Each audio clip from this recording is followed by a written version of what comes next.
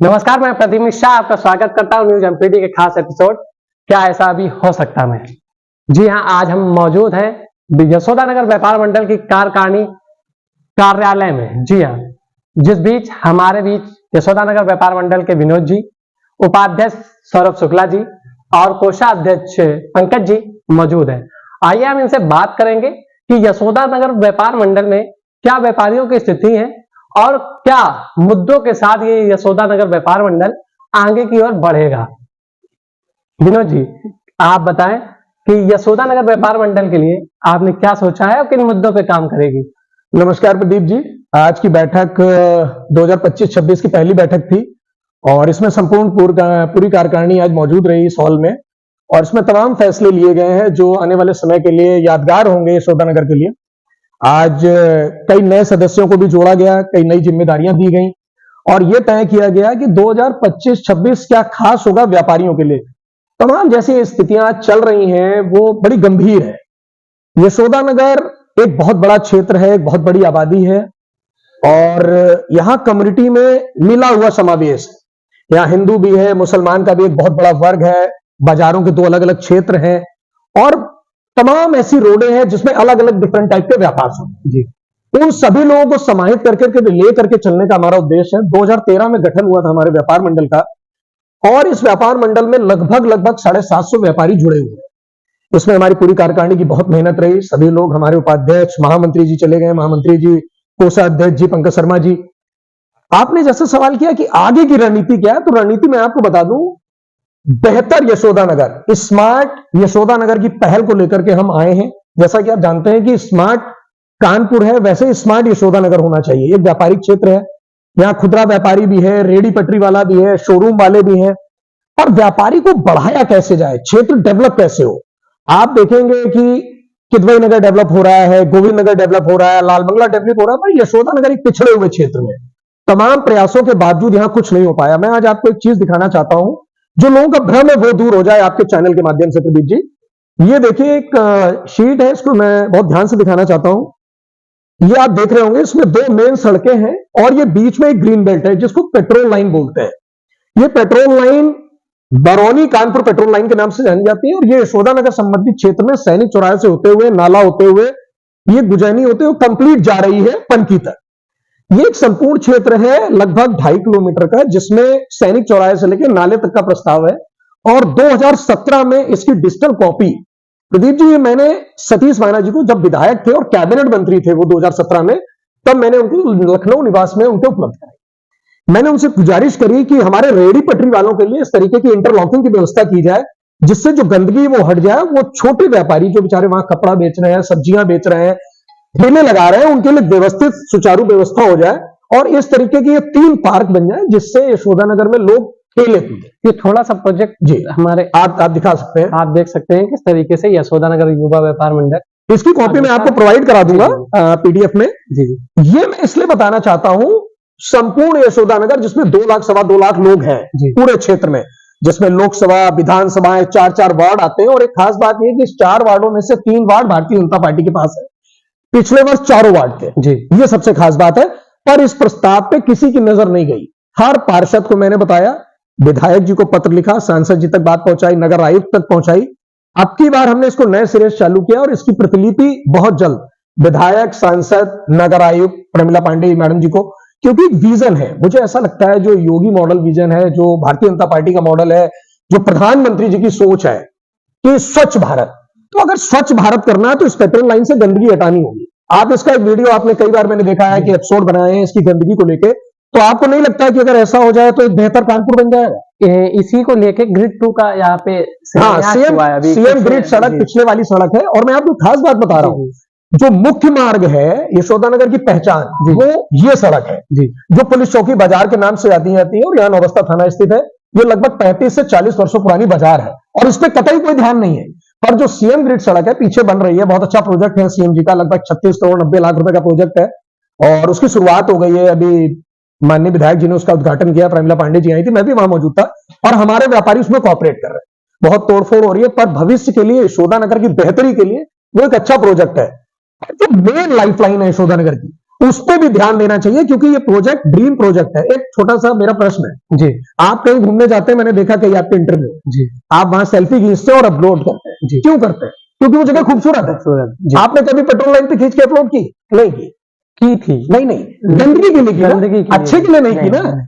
तो जब कुछ अच्छा नहीं होगा तो आप कैसे इसको फेमस करेंगे? लोग क्यों आएंगे यहाँ पे ग्राहक? अच्छा, जैसे कुछ छोटे व्यापारी हैं, जी रेहड़ी पट्टी वाले कहे जी। जाएं या सब्जी वाले कहे जी। जाएं, वो अगर ये प्रोजेक्ट बनता है तो वो कहाँ जाएंगे? ये देखिए ना, आपको मैं साफ मैंने बोला पीडीएफ जी, में जी। दिखा रहा हूँ, ये कॉपी है। जी। इसमें 2 ब्लॉक बनाए गए हैं, जैसे ए ब्लॉक है, बी ब्लॉक है, सी ब्लॉक है, डी ब्लॉक है, ई ब्लॉक है। जी ये 5 ब्लॉक हमारी डिजाइन में है। जी इसमें 3 पार्क है और 2 मौजूदा बाजारें हैं जो आज स्थित है। जी उसमें साफ साफ आप देखेंगे कि यहाँ पर इंटरलॉकिंग बिछी है, लाइट्स लगी हुई है और ये देखिए ठेले लगे हुए हैं। उनको व्यवस्थित ढंग से डिजाइन करना, उनके व्यापार को बढ़ाना, कि जो अगल बगल के क्षेत्र है, स्वर्ण जयंती बिहार है, आवास विकास है, नौवस्था है, यहाँ के लोग आए। आप देख रहे होंगे पूरा शहर अतिक्रमण की जद में फंसा हुआ है, जी, बिल्कुल। जिसको देखिए बांस गड़ाया, दुकानें खोल ली। गलत मैसेज जा रहा है। मैं प्रशासन से मांग करता हूं, प्रमिला पांडे से कहता हूं कि यशोदा नगर पेट्रोल लाइन इतनी बड़ी रोड है जो यहां से लेकर बर्रा तक जा रही है, आप इसको स्मार्ट रोड बनाइए, आप इसमें रेडी पटरी वालों के लिए स्थापित करिए, हमारे गरीब भाई बहन इसमें नौकरी करें, व्यापार करें, स्थापित करें और व्यापार कर सकते हैं। पर किसी की नजर नहीं है, क्योंकि इस पे कोई ले जाना नहीं चाहता है नजर। ये एक वोट बैंक है, लोग उसको भ्रमित करते हैं। अगर अभी मैंने देखा कि सतीश महाराज जी लगभग 6 महीने पहले एक जाली लगाने का प्रोग्राम चालू जी लोगों ने उसको गलत तरीके से भ्रमित किया कि ये जाली लग जाएगी, लोग व्यापार बर्बाद हो जाएंगे। एक्चुअली में वो गलत डिजाइन था। प्लान ये था कि जहां जहां पे पार्क थे वहां पे सिर्फ जालियां होनी चाहिए थी, और जो हमारे गरीब व्यापारी हैं उनके पास इंटरलॉकिंग होनी लेकिन चाहिए। अभी जो देखी जाए, जो जालियां लगाई गई वो सब तोड़ ली गई सब हैं। क्षतिग्रस्त नहीं, क्षतिग्रस्त हो रही है, तोड़ी जा रही है। तो पुलिस प्रशासन कहाँ है? सरकार कहाँ है? वो पार्षद कहाँ है जो 4-4 पार्षद चुने हुए हैं? उन पार्षदों की नैतिक जिम्मेदारी है, क्योंकि जब उद्घाटन हो रहा था तो आप देखेंगे सारे लोग वहां मौजूद थे। एक विधायक की मेहनत, एक सांसद की मेहनत, प्रमिला पांडे मेयर की मेहनत, इतना पैसा खर्च करके वो प्रोजेक्ट आया, जालियां लगी और तोड़ी जा रही है, पर विधायक नदारद है, लोग नदारद है, सभासद खबर नहीं पहुंचा रहे, तो गलत है ना। अच्छा, इसमें जैसे ये छोटे दुकानदार हैं, जी ये काफी मात्रा में, जी तो इसमें उनके मन में एक भाव आता है, एक विचार आता है कि विनोद जी अध्यक्ष हैं, यशोदा नगर मंडल अध्यक्ष हैं, उनकी बड़ी बड़ी शॉप है, जी। वो अपने लिए ये कराना चाहते हैं। ऐसा नहीं है, मैं आपको एक बात बता दूं, जी जी जिस जगह का ये प्रोजेक्ट है वहां पे कहीं पे मेरी शॉप नहीं है। जी मेरी शॉप जहां पर है वहां पे इस प्रोजेक्ट से कोई लेना देना नहीं है। ये संपूर्ण प्रोजेक्ट है। जी अगर कोई क्षेत्र पूरा साफ होता है, जी आप मुझे बताइए, पिछले 5 सालों के अंदर शोरूम खुलते हैं, बंद होते हैं, इसमें मेरा शोरूम भी है, जी खुले और बंद हुए। ये क्यों बंद हो रहे हैं?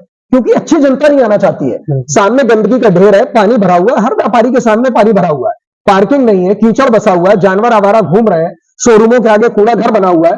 कैसा स्मार्ट कानपुर है? इस पर कभी बात होनी चाहिए। मैंने सिर्फ एक बात कही, लोगों को भ्रमिता फैलाई जा रही है, एक गलत ढंग से फैलाया जा रहा है। जो रेडी पटरी वाले हैं, मैंने साफ साफ दिखाया, अभी वो बेचारे कच्चे में दुकान लगाते हैं। जी। अगर वहां पे इंटरलॉकिंग बिक जाए, ये खंबे आप देख रहे हैं, लाइटें लग जाए, तो यशोदा नगर गैंगटॉक को फेल कर देगा। जिस गैंगटॉक में लोग जाते हैं और सेल्फी खींच करके अपलोड करते हैं कि आज मैं गैंगटॉक सिस्टमेटिक, लोग जाते हैं लाल किले में और फोटो खींचते हैं, लोग जाते हैं इंडिया गेट में फोटो खींचते हैं। क्यों खींचते हैं? क्योंकि बेहतर है। तो हमें सोचना पड़ेगा कि हम अपने यशोदा नगर को कब बेहतर करेंगे। कानपुर में सब कुछ बेहतर बन रहा है। अच्छा, कहा जाता है कि जैसे कि एक वार्ड पार्षद का भी बड़ा अहम रोल लगता है, तो यहाँ कई वार्ड पार्षद आते हैं। 3 वार्ड पार्षद है, दुर्भाग्यपूर्ण एक वार्ड पार्षद जो है वो भारतीय जनता पार्टी का इस बार नहीं है, वरना 4 पिछली बार थे। जी जी और मैंने चारों से अलग अलग विषय में बात करी और चारों को बताया। थोड़ी सी मेहनत प्रशांत शुक्ला के द्वारा की गई, क्योंकि उन्होंने मेरी भेंट कराई महाना जी से, और ये प्रोजेक्ट मैंने 2017 में किया, पर वो प्रोजेक्ट उस समय नहीं हो पाया। पर जो मौजूदा पार्षद है, उनकी सोच है, क्योंकि ये मुख्य मार्ग है, इसको आप बंटवारे में क्यों लेते हो कि ये किसके वार्ड में आता है, किसके में नहीं आता है? ये आपकी पहचान है, लोग इसके अंदर एंट्री करते हैं, लोगों को साफ सुथरा दिखेगा, हमारे विधायक का मान बढ़ेगा, हमारे सांसद का मान बढ़ेगा, हमारे मेयर का मान बढ़ेगा, हमारे पार्षदों का मान बढ़ेगा। पर उनको नहीं दिखता है, शायद उन्हें नहीं समझ में आता है, या शायद उनकी जो सोच है वो वहां तक पहुंच नहीं रही। उन्हें लगता है कि विनोद जी का प्रोजेक्ट है, विनोद जी लेकर के आए तो हो सकता है इसका सारा टीआरपी विनोद जी को चला जाए। मैं ऑन कैमरा कहना चाहता हूं, मेरे क्षेत्र का विकास हो जाए, मुझे कोई टीआरपी नहीं चाहिए। मैं अपने व्यापारियों का व्यापार चाहता हूं, अपने क्षेत्र को खूबसूरत चाहता हूं। पूरे 2.5 लाख की आबादी में एक भी पार्क नहीं। ये पार्क बन जाएंगे तो हमारे छोटे बच्चे जो आज मोबाइल के लती हो रहे हैं, जो ड्रग एडिक्ट हुए जा रहे हैं, मोबाइल की तरह घंटों मोबाइल यूज करते हैं, वो इसको यूज करेंगे, खेलेंगे तो और अच्छा देखी जाती है कि ये जो आपका प्रोजेक्ट है, इस वक्त कहीं पे भी, जैसे कि अभी नगर निगम ने एक पूरा छोटा सा प्रोजेक्ट बनाया है कि वहां पे पूरा कूड़ा डाला जाएगा, लेकिन पूरे आपके इस जो आपका प्रोजेक्ट है उसमें कहीं पे भी इस तरीके की कहीं भी व्यवस्था नहीं एज अ टाइम में, प्रोजेक्ट में तो हो सकती है। नहीं है, प्रोजेक्ट में है जी। इस बेल्ट के जब आप आगे बढ़ेंगे, मैंने क्या बोला, ये 5 ब्लॉक है। सैनिक चौराहे के आगे भी हिस्सा जाएगा और सैनिक चौराहे के बाद भी हिस्सा जाएगा।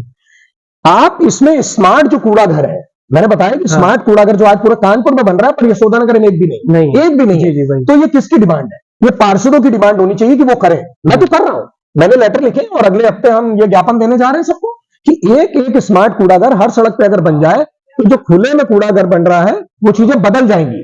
उनको बदलने के लिए हम लोग काम कर रहे हैं और उसकी तरफ हम आगे बढ़ेंगे। छोटे व्यापारियों को थोड़ा सा कंफ्यूजन और भी है कि हमको किस तरीके से फायदा मिलेगा, वो थोड़ा सा डिटेल में अगर जब कोई चीज खूबसूरत हो जाएगी, जब अच्छा लगेगा, आपकी दुकानें व्यवस्थित ढंग से लगी होंगी, इंटरलॉकिंग होगी, कूड़ा करकट नहीं होगा, मिट्टी नहीं होगी, तो आज लिमिटेड व्यापार आप करते हो, कल आपके पास आवास विकास से लोग आएंगे, स्वर्णियंती बिहार से लोग आएंगे, भूरेपुरवा से लोग आएंगे, पूरा यशोदानगर आएगा। अभी यशोदानगर का व्यापार कहां जा रहा है? यशोदानगर का व्यापार किदवईनगर शिफ्ट होता है, गोविंदनगर शिफ्ट होता है, मालरोड जाता है, और यशोदानगर पिछड़ता चला जा रहा है। इसलिए पिछड़ रहा है क्योंकि यशोदानगर डेवलप नहीं हो रहा है, सड़कों से डेवलप हुआ है। विश्वसनीय ऐसा काम हुआ है 35 वर्षों में जो कभी नहीं हुआ था, वो इन 7-8 वर्षों 10 वर्षों में महाराज जी ने कर डाला है। आज एक भी सड़क ऐसी नहीं है जो नहीं बनी है, सब बनके कंप्लीट है। कुछ सड़कें हैं गिनती की जो नहीं बनी हुई है, दुर्भाग्यपूर्ण, उनमें से एक सड़क मेरे घर की भी है जो नहीं बनी हुई है। हो सकता है उसके पीछे कोई और कारण हो, वो अलग विषय पे बात कर लेंगे। अभी व्यापारियों की बात है। जब आपके पास इतना एक बेहतर विधायक है, आपके पास इतनी बेहतर मेयर है, तो पार्षदों को क्या करना चाहिए? पार्षदों को मेहनत करनी चाहिए, उनके पास से प्रस्ताव लेके जाना चाहिए। आप विनोद भाई को हटा दीजिए, मैं कहता हूं मुझे हटा दीजिए आप जी। आप लेके जाइए, ये काम कराइए। आपके पास जब ईश्वर ने इतने अच्छे विधायक दिए तो आप काम कराएंगे तो क्षेत्र का विकास होगा। महाराज जी के नाम एक ऐसा विश्वसनीय काम हो जाएगा, लोग नाम लेंगे। मेन रोड खराब है, गलियां चमाचम है, जो आता है वो कहता है भाई साहब पेट्रोल लाइन बहुत गंदी है, और गलियां इतनी अच्छी है कि आप गुजरिए तो लोग कहते हैं भाई साहब किदवईनगर फेल है, तो हम उनसे कहते हैं भाई साहब हमारे विधायक जी ने कराया जो कभी नहीं हुआ। अच्छा, अभी किसी पेपर में कटिंग वगैरह आई थी कि क्या फोन लेन के लिए विषय में चर्चा हुई थी? दैनिक जागरण में खबर आई थी, मुझे नहीं लगता, मैंने एक पत्र लिख के पुट किया था, पर उसका कोई जवाब नहीं है मेरे पास। मैंने ये कहा था कि पिछले 10 वर्षों से मैंने कहा, आज से ठीक 20 वर्ष पहले 2005 में ये सड़क बनी थी, मेन रोड सिंगल सड़क, और इसमें एक 4 फीट का नाला बना था। और विश्वास मानिए जब 2005 में बना था तब महाना जी यहाँ के विधायक नहीं थे। 2012 में महाना जी यहाँ के प्रथम बार विधायक बने, तब ये पतला सा नाला बना और सभी गलियां कच्ची पड़ी थी जी। आज यशोदानगर की एक एक गली बनी पड़ी है, हर गली के अंदर नाले हैं, वो सब नालों का पानी इस रोड पे आता है, पर इस नाले की क्षमता 5 फीट की है। अब आप मुझे बताइए, पहले यहाँ 10-10 फीट 5-5 फीट 6-6 फीट पानी भरा रहता था, आज वो पानी झट से निकल के रोड पे आ जाता है। आप विश्वास मानेंगे, दुकानों में 4-4 फीट पानी भर गया था बरसात में, आपने कवरेज भी किया था, लोगों का लाखों रुपए का नुकसान हुआ, किसी ने कुछ नहीं किया। पर अगर ये नाला चौड़ा हो जाए, जैसे मैंने खबर कई बार करी कि अगर दूसरी पट्टी में एक बड़ा नाले का निर्माण कर दिया जाए जिसमें वार्ड 46, वार्ड 63 और वार्ड 68 का पानी गिरेगा, जो आज पेट्रोल लाइन पे आता है, तो कितना बेहतर रहेगा। सड़कें चौड़ी हो जाए, दोनों तरफ अच्छे नाले हो जाए, बीच की ग्रीन बेल्ट साफ हो जाए, तो विश्वास मानिए कि ऐसा नाम दर्ज होगा हमारी मेयर के नाम पे और हमारे विधायक के नाम पे कि सपना पूरा हो जाएगा। जो प्रधानमंत्री कहते हैं हमारे 10 साल से स्वच्छ भारत अभियान को लेकर, मुझे लग रहा है इससे अच्छा मौका नहीं हो सकता अगर करा जाए। पर ये करने के लिए पार्षदों को मेहनत करनी पड़ेगी। मैं विधायक तक जाना चाहता हूं, कई बार मैंने कोशिश की, मैंने आपको बताया 2017 में मैं गया था, पर शायद मेरे संबंध इतने अच्छे नहीं है। अब आप लोगों का सोर्स हो तो करवा दीजिए, तो मैं मिलकर मुलाकात उनसे कह देता हूं कि मेरी जनता के लिए कर लें। से रखी जा सकती है, लेकिन करना समीकरण तो सारे सभासदों के हैं ना, 3-3 पार्षद जो है वो भाजपा के हैं, और मैंने उन सबसे कहा कि ये कराया जाए, तो वो कहते हैं हाँ विनोद भैया बस करवाता हूं आपकी मीटिंग। तो शायद इस इंटरव्यू के बाद कुछ बात हो, और कोशिश है कि हम लोग अगले हफ्ते। जाम का कितना देखा गया, अक्सर देखा गया, पुलिस बाजार के चक्कर थाना है कानपुर का सबसे बड़ा थाना, मुझे लग रहा है नौबस्ता थाना है, आधी गाड़ियां उनकी खड़ी रहती है पकड़ के लाके, 8 फीट की सड़क बसती है और लोग लड़ते रहते हैं, एक्सीडेंट हो जाते हैं, गाड़ी थाने में पहुंच जाती है, दोनों लोगों को थाने में बैठा लिया जाता है। कौन सोच रहा है, किसकी जिम्मेदारी है? हम पार्षद क्यों चुनते हैं? पार्षद की जिम्मेदारी है कि उसका क्षेत्र साफ सुथरा है, पार्षद की जिम्मेदारी है कि हमारा कोई नागरिक परेशान तो नहीं है। मेरी जिम्मेदारी है कि अगर मेरा कोई व्यापारी परेशान है, मेरे व्यापारी को दिक्कत हो रही है, तो मैं आवाज उठाऊंगा, और मैंने आवाज उठाई है। बात हो रही है जाम की, यशोदानगर में इस समय देखा जा सकता है आमतौर पे कि जरा में शाम होते ही इतना जाम हो जाता है। कहाँ आप वजह आप मान सकते हैं क्या? ये ई रिक्शा, बैटरी रिक्शा, ये क्या आप इनको भी वजह मान सकते हैं क्या? बिल्कुल वजह मान सकते हैं, पर एक बहुत बड़ी समस्या है बेरोजगारी जी, इसको आप नजरअंदाज नहीं कर सकते। बिल्कुल, ना मैं कर सकता हूं ना कोई। वो छोटा व्यक्ति जिसके पास कोई ऑप्शन नहीं है, वो ई रिक्शा लेके चला रहा है, आप वो सड़क पे चलता है क्योंकि बेरोजगारी इतने ज्यादा है कि एक एक सवारी लेके बैठ के वो घूम रहे हैं। तो जब सड़कें बेहतर नहीं होंगी, और मेन मुद्दा है अतिक्रमण। आप गौर करके देखिए, हर जगह आपको अतिक्रमण मिलेगा। किदवई नगर में ग्रीन बेल्ट बनी, अतिक्रमण वाले उसके बाहर आ गए, बिल्कुल आ गए। ये किसकी जिम्मेदारी है? नगर निगम की जिम्मेदारी है। यशोदा नगर के अंदर 10 फीट की रोड है, जिसको देखो 4 बांस गड़ाता है, अतिक्रमण कर लेता है। लेकिन उसके बाद कहा जाता है जैसे अतिक्रमण हो गया आज जी तो फिर देखा जाता है आमतौर पर कि अक्सर जी, दूसरे दिन वहां फिर से वही रूल ये रहता है। किसकी जिम्मेदारी है? मैं बार बार ये क्वेश्चन कर रहा हूं। मैं पिछले 12 वर्षों से अध्यक्ष हूं यशोदा नगर का। मैंने एक जिम्मेदारी कही, मैंने देखा कि नगर निगम आज बुलडोजर चला के गया और 2 घंटे बाद लोगों ने बांस गड़ा दिए। अगले दिन आइए, फिर से आपको सजा मिलता है। नैतिक जिम्मेदारी होनी चाहिए कि अगर नगर निगम तोड़ के गया तो अल्टीमेटली पहली बात तो जो तोड़ा जाए वो सारा सामान भर के ले जाया जाए। यहां गरीब और अमीर वाली बात नहीं हो रही।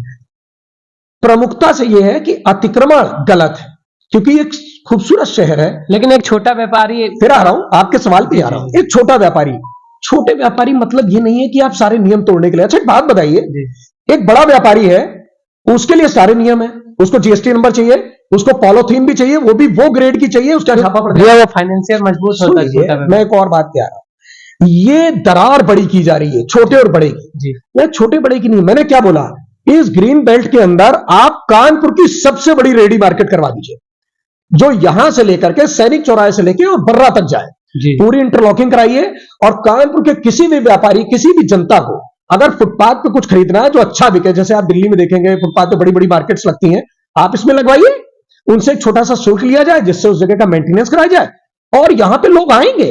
आप विश्वास मानिए, विजिट करने आदर्श आएंगे। मार्केट, आदर्श मार्केट, स्मार्ट मार्केट, ये कर सकते हैं। कौन कर सकता है? गवर्नमेंट कर सकती है। इंडियन ऑयल कॉर्पोरेशन की जमीन है, हम कब्जा करने की बात तो कर नहीं रहे। आप उसको इंटरलॉकिंग लगवाइए, उसमें बढ़िया स्टॉल्स लगवाइए, उसमें उनसे आसान से कोई 20 रुपए का शुल्क लीजिए, जिससे वहां की साफ सफाई मेंटेन की जाए। आप विश्वास मानिए, पूरे कानपुर से लोग आएंगे। पर ये कौन करेगा? सरकार। सरकार जब ये नहीं करती तो जिसको जहां जगह मिलती है बांस गड़ा के लगा देती है। आमतौर पे देखा जाता है कि उसका यूज सिर्फ कूड़ा फेंकने में भी बहुत किया जा रहा है। वो उसके लिए पूरे क्षेत्र में कूड़ा ही कूड़ा है। एक और चीज आप मुझे बताइए, जी जब गली गली में गाड़ी जा रही है कूड़े वाली और लोग कूड़ा नहीं दे रहे हैं, तो ये कूड़ा आ कहां से रहा है? पहला प्रश्न। जी समस्या ये है कि जो अधिकारी नियुक्त किए गए वो एसी कमरों में बैठ करके पूरा सिस्टम चलाना चाहते हैं। जी अगर वो अधिकारी निकले और आए, मैंने हमेशा एक बात कही, नियम होना चाहिए कि जिस घर से कूड़ा नहीं जाएगा उसको 200 रुपए देने पड़ेंगे, और जो कूड़ा देगा उसको 100 रुपए देने पड़ेंगे। इससे होगा क्या? हर वो व्यक्ति जो पन्नी लेकर के लाता है और यूं करके फेंक देता है, वो बंद हो जाएगा। अभी क्या होता है, मैंने कूड़े के पैसे दिए, मेरे पड़ोसी ने नहीं दिए, उसके ऊपर कोई कार्रवाई की। अगर वो घर है, उसमें कोई व्यक्ति रहता है, तो उसको 100 रुपए देने चाहिए। ये अधिकार है, क्योंकि गाड़ी आ रही है, कूड़ा लेने आ रही है। जिस दिन ये नियम लागू हो जाएंगे उस दिन कूड़ा बंद है। और कूड़ा है क्या? पहली बात, लोग इस पे नहीं जाने कि कूड़ा है क्या। कूड़ा है पॉलीथीन। जिस देश के अंदर नोटबंदी हो जाती है, जिस देश के अंदर रात में जीएसटी लागू हो जाता है, जिस देश के अंदर कुछ भी रात में हो सकता है, उस देश में क्या कभी रात में पॉलीथीन बंद नहीं हो सकती है? कई बार हुई है, लेकिन नहीं, क्यों नहीं हो सकती है? सख्त कानून की जरूरत है जी ये कैंसर है, ये जमीनों को खराब कर रहा है। आप देखिए रोड पे सिर्फ धूल में सिर्फ पन्नी उड़ रही है, कूड़ा नहीं है। दिन भर गाड़ियां कूड़ा भरती हैं, ले जाती हैं, कूड़ा है क्या? आपकी सब्जी जानवर खा लेते हैं, मिट्टी जब मिट्टी में मिल जाती है, कोई भी आइटम है वो डिस्ट्रॉय हो जाता है। पॉलीथीन को छोड़ करके हर चीज धरातल में खुद मिक्स हो जाती है। यही पॉलीथीन आपके नालों को चोक कर रही है, यही पॉलीथीन गंगा में घुस रही है। एनजीटी हजारों करोड़ रुपए खर्च कर रहा है, और हमारे जैसे लोग सिर्फ बोलते रहते हैं, पर जिनकी जो जिम्मेदारी है वो नहीं ले रहे। मैं नहीं ले सकता हूं, मैं सिर्फ आवाज उठा सकता हूं, एक साधारण व्यक्ति की तरह। मैं सत्ता में बैठा हुआ कोई आदमी नहीं हूं। मैं होता तो मैं अपनी बात रखता। तो ये जो आप सोच लेके आए, क्या लगता है यशोदा नगर व्यापार मंडल आगे बढ़ के बिल्कुल कर पाएगा, और इस बार हम प्रयास करेंगे। देखिए मेरा एक कहना है, सत्ता में बैठे हुए लोगों से दुश्मनी नहीं रखनी चाहिए। सत्ता में बैठा हुआ आदमी, उसको जनता ने चुना है, और जब उसको जनता चुन लेती है तो वो पूरी जनता का विधायक और सांसद हो जाता है। हो सकता है मेरे कुछ मतभेद हो सकता है इनके कुछ मतभेद हो सकता है आपके भी कुछ हो, पर जब एक विधायक चुन गया तो वो सबका विधायक हो गया। जब कोई सांसद चुन गया तो वो सबका हो गया, मेयर चुन गया तो सबके हो गए। जैसे मुख्यमंत्री, वो पूरे प्रदेश के हैं, हिंदू हो, मुसलमान हो, सिख हो, ईसाई हो, दलित हो, वर्ग हो, कोई भी हो, ठाकुर हो, क्षत्रिय हो, हर वर्ण के हैं। ऐसे प्रधानमंत्री हैं। तो जब वो सबके हैं तो काम करें, हमारे लिए भी करें। मैं तो ऐसी कोई डिमांड नहीं कर रहा हूं जो मेरे लिए है, मैं ऐसी डिमांड कर रहा हूं जो मेरे प्रधानमंत्री का सपना है, जो 10 साल से वो लाल किले की प्राचीर से कह रहे हैं कि स्वच्छ भारत अभियान, गांधी जी का सपना था। मैं तो ये कह रहा हूं ऐसा होना चाहिए, पर नहीं हो रहा है। तो ये गलती किनकी है? जो पार्षदों को टिकट मिलती है और जो जीत जाते हैं उसके बाद जनता की भूल जाते हैं, नेताओं के पीछे चलने लगते हैं। इसको भी लोग बुरा मान जाएंगे। समय है, आप करिए, आपको ईश्वर ने सीट दी है, जनता ने वोट दिया है और आप जीत गए हैं, और जीतने के बाद आप अगर कुछ बेहतर कर जाएंगे तो हम भी आपका नाम लेंगे, आपको सम्मानित करेंगे। मैं तो कह रहा हूं, मैं Vinod Singh on the camera कह रहा हूं, जब भी कुछ बेहतर काम होगा मैं तो पहले आगे बढ़ के, मैंने बोला कि जो 10 साल के अंदर सतीश मानेक ने काम किया वो पिछले 40-50 वर्षों में किसी ने नहीं किया। और मैं माना जी को कब से जानता हूं ये भी मैं बता दूं। मैं एयरफोर्स में पढ़ता था, वो कैंट के विधायक होते थे, उनकी एक मोनोपोली थी, लोग उनको उनके काम से जानते थे। जब वो 2012 में आए तो उनके जीत के पीछे एक कारण था, उन्हें वोट मांगना नहीं पड़ा। वो ये कह देते थे कि भाई साहब मैं कैंट का विधायक हूं, अब आपके क्षेत्र में आया हूं, काम करूंगा। तो लोग जानते थे नहीं कैंट में काम किया है, तो मैं जानता हूं। तो मैं कह रहा हूं ना, जब कोई बेहतर मिला है तो आप काम कर रहे हैं, आप भी करिए। क्या संदेश देना चाहेंगे? मैं ये कहना चाहता हूं आज क्षेत्र के व्यापारियों से कि कुछ अतिक्रमण कम करिए, थोड़ी सी जगह छोड़िए, दुकान के आगे पार्किंग की व्यवस्था करिए, कूड़ा करकट खुले में मत फेंकिए, पॉलिथीन का कम से कम प्रयोग करिए। छोटा छोटा सब्जी वाला व्यापारी है, लोगों से एक बार कहे झोले के लिए डिमांड करे तो लोग झोला लेके आएंगे। और कुछ कानून सख्त करे, और उसके बाद मेन जो ताकत है कि जो हमारे 3-4 पार्षद हैं वो लोग मिल करके इस बात को विधायक तक पहुंचाएं। मैं भी पहुंचाऊंगा, हम मिलकर करके। और अगर कोई इसको नहीं सुनेगा तो मैं एक छोटा सा अनशन करने जा रहा हूं, जो विरोध में नहीं है। मैं चाहता हूं कि मेरे विधायक, मेरे सांसद मेरी बात को सुन लें और ये क्षेत्र के लिए कुछ कर लें, तो शायद हम गरीबों का भी कुछ फायदा हो जाए, यहाँ क्षेत्र में व्यापार डेवलप हो जाएगा। क्योंकि लोग आज स्टार्टअप खोलते हैं और 2 महीने 6 महीने साल भर में बंद हो जाता है। बहुत दुख सबसे बड़ी कमी देखी गई, टॉयलेट है ही नहीं, शौचालय है यहाँ है ही नहीं। हमने डिमांड रखी है जी। आप एक बात बताइए, कुंभ के मेले में 1.5 लाख टॉयलेट्स गए। मेरा एक क्वेश्चन है, जी जी, एक ऐसा कुंभ जो 144 साल बाद पड़ा, सबको स्नान करना चाहिए जी, सब लोग जा भी रहे हैं बिल्कुल। और क्योंकि हमारे धर्म से जुड़ा हुआ, मैं तो ये कहता हूं कि हर वो आदमी जिसको ये सौभाग्य मिला है वो कुंभ में स्नान करे। पर जो 22,000 करोड़ रुपए खर्च हुए, ऐसा मैंने सुना है, मेरे पास कोई तथ्य नहीं है, क्योंकि सोशल मीडिया के माध्यम से, कभी किसी के माध्यम से पता चला 22,000 करोड़ रुपए खर्च हुआ है। ऑफिशियली अखिलेश जी ने भी 10,000 समथिंग कुछ। मैं अखिलेश जी की बात नहीं करता, मैंने बोला नहीं, मेरा उतना, मैं उस जगह का लेवल का आदमी नहीं हूं। वो पूर्व मुख्यमंत्री है, उनके पास आंकड़े हो सकते हैं। मैं तो सोशल मीडिया से, मैंने बोला ना, मेरे को माध्यम मिला, क्योंकि आज रील से सब कुछ पता चलता है, कहीं कुछ छप गया तो पता चला। मुझे इतना जरूर कंफर्म है, क्योंकि ये मैंने ऑफिशियली सुना है कि 1.5 लाख टॉयलेट्स वहां लगे हैं जी। मैं मुख्यमंत्री जी से ऑन द चैनल कहना चाहता हूं कि वो 1.5 लाख टॉयलेट्स जो कुंभ के बाद आपके पास बचे, वो हमारे जैसे जो उत्तर प्रदेश में व्यापार मंडल हैं, अगर उनको 5-5, 10-10 डोनेट कर दिए जाएं तो हम लोग उनको व्यवस्थित तरीके से लगवा देंगे, जिससे हमारी महिलाएं, बहनें, बच्चे, पुरुष जो बेचारे बाजार आते हैं और टॉयलेट्स वगैरह या कुछ जरूरत पड़ गई तो इधर उधर भागते हैं और दीवालों पे और इधर उधर करते हैं। आज युग बदल रहा है, खुले में सब नहीं अच्छा लगता है, तो अगर वो टॉयलेट्स बट जाएं तो बहुत बेहतर है, क्योंकि वो तो टॉयलेट आए हैं, कहां जाएंगे? इसके बाद तो कुंभ है नहीं। अगर 1.5 साल के लिए 1.5 लाख टॉयलेट को कहीं फेंक दिया जाए या डंप कर दिया जाए तो वो चोरी हो जाएगा, कूड़ा हो जाएगा। अगर दे दिया जाए तो बहुत कुछ रहेगा। मेरे ख्याल से ऐसा होना चाहिए, अगर मेरी बात पहुंच जाए तो। हमारे बीच अभी यशोदा नगर युवा व्यापार मंडल के विनोद जी थे, जो हमारे साथ जुड़े थे, और उन्होंने काफी चर्चाएं की यशोदा नगर व्यापार को लेकर और अपने मॉडल यशोदा नगर मार्केट को लेकर। अब इसी तरीके से और भी मुद्दों पे हम बात करते रहेंगे। बने रहिए हमारे साथ, Pradeep Mishra, news MPD live.